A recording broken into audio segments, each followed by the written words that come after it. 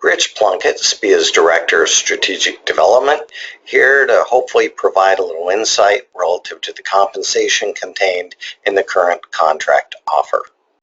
Market-leading wage growth is what is contained in this contract offer, whereby Boeing agrees to target 15% above the national average for engineers and 22% in the first year, ratcheting down to 17% above national average for the technical unit employees.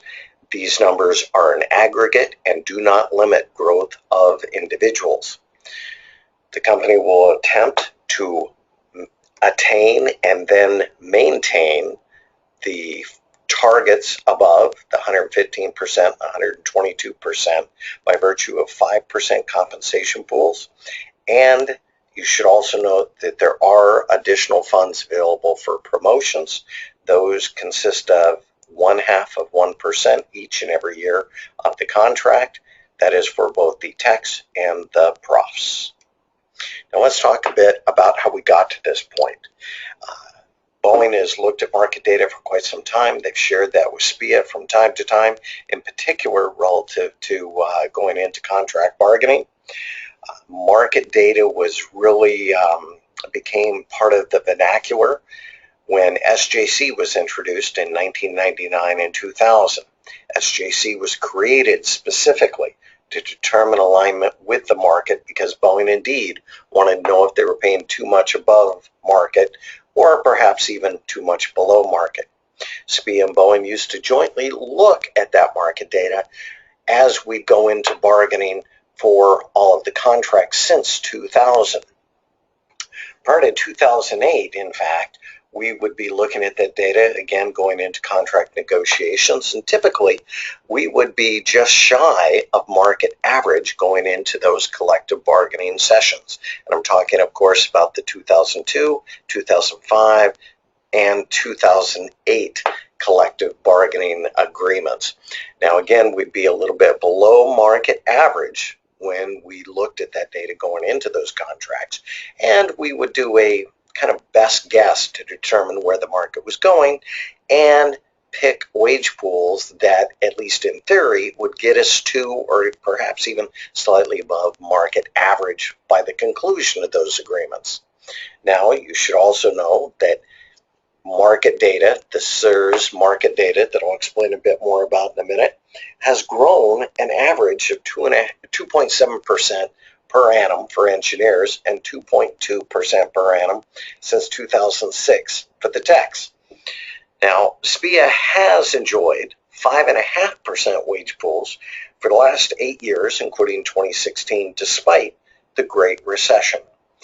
And what that has meant, due to something called leakage, even though 5.5% wage pools were added or utilized to bring up the salaries of SPIA represented employees, the actual impact of those wage pools was 4.2% per annum. So what is this market data? Companies throughout the U.S. take a look at market data.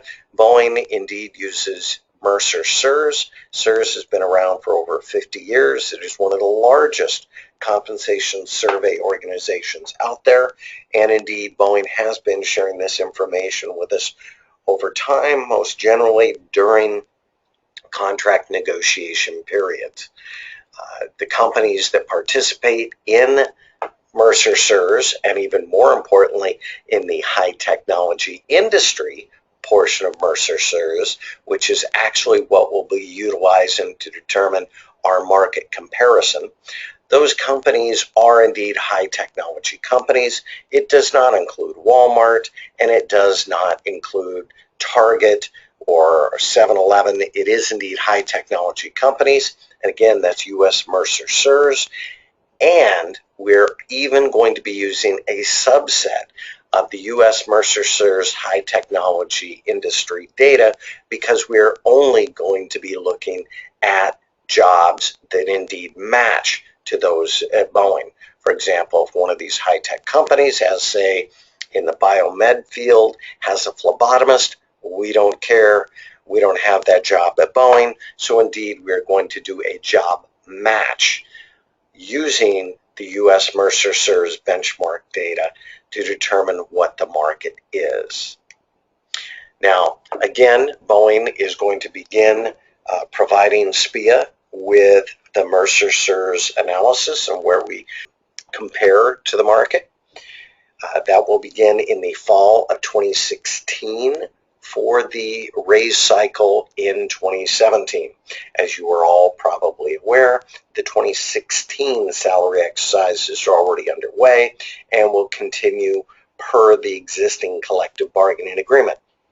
So, beginning in the fall of 2016, Boeing and SPIA will sit down and look at this market data, again using U.S. Mercer Serves high technology, do a job match, and then take a look at how far we are from the targets you see in front of you. As you can see, the target for the engineers is 15% above market each year of the contract. The techs again ratchet down from 122% down to 117%.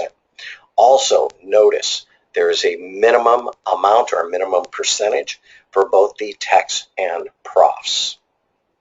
How do we determine the average once we get the job matches? In other words, we're looking at U.S. Mercer Serves high technology where the jobs match. How do we figure a total market average that we can then compare our average salary against? In front of you, you will see the chart.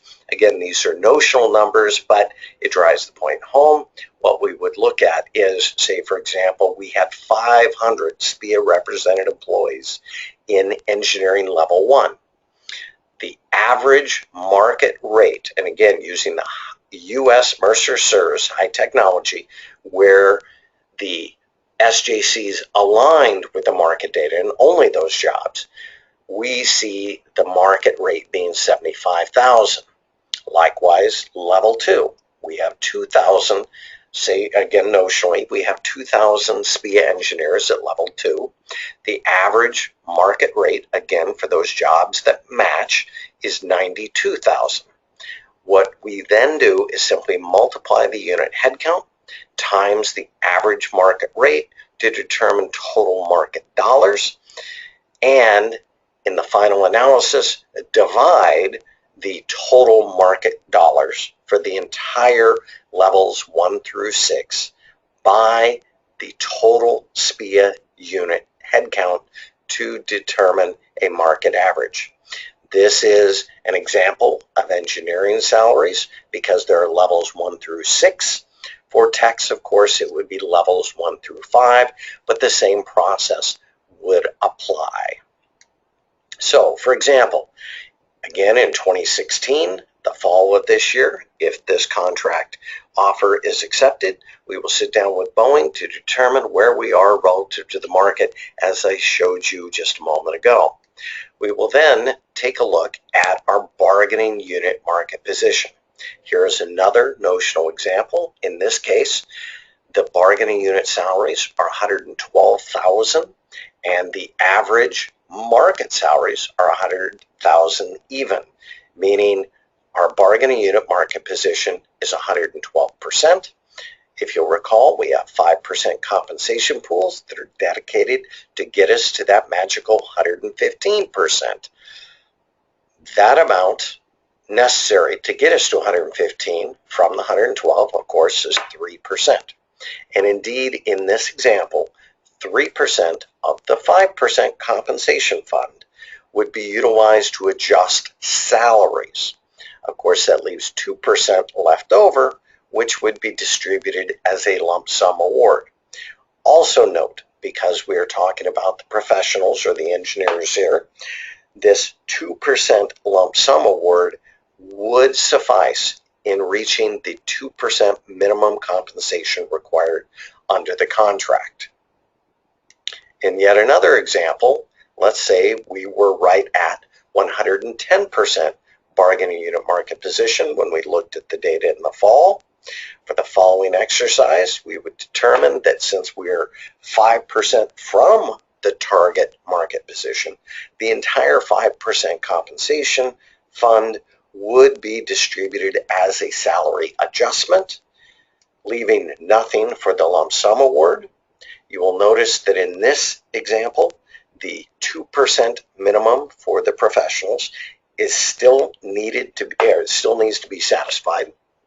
And in this case, 2% of the 5% salary adjustment would have to be distributed to each and every individual. In other words, we would still have a 3% selective salary adjustment and a 2% guaranteed wage increase. And yet, to drive this point home perhaps even further, let's split the baby here and say we're at 111% bargaining unit market position. Again, 5% is available to get us to target. In this case, only 4% is required, meaning, of course, 1% left over for a lump sum. Again, recognizing that the engineers are required to receive, each engineer is required to receive at least 2% in terms of a minimum increase. In this case, that increase would be a 1% lump sum award and a 1% selective or general wage increase, with again the guaranteed portion of the wage adjustment or salary adjustment fund being 3% is selective, and it would be meted out in the same way that selective salary increases are handled today, and that is based upon performance.